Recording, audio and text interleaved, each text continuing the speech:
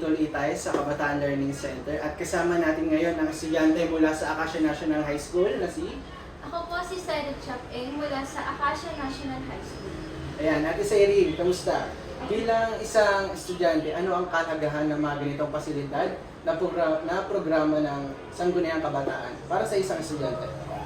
Bilang estudyante po, malaking tulong po ito sa amin kasi meron po silang sariling place. And dito po, meron din po silang aircon which is malaking tulong na po sa amin kasi sa panahon ngayon sobrang init po. And mahirap din po kasi humanap ng mga place na paggagawaan ng mga activities namin, ng mga project o paggawa ng aming research. And dito po kasi, meron po silang sariling printer which is nakakatulong po sa amin lalo na kaming mga estudyante is wala pong gaanong project. Ayan, Kabataang Acasians, narinig at nakita natin yung mga sagot ng mga estudyante galing sa iba't ibang bahagi as junior high and sa senior high. So bilang Sangguniang Kabataan po, patuloy po kami at sumusuporta po sa lahat ng programa at nais po ng kabataan ng Acacia.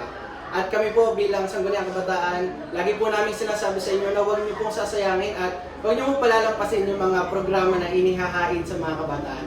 Kaya sabay-sabay po tayo natin, isulong Acasians.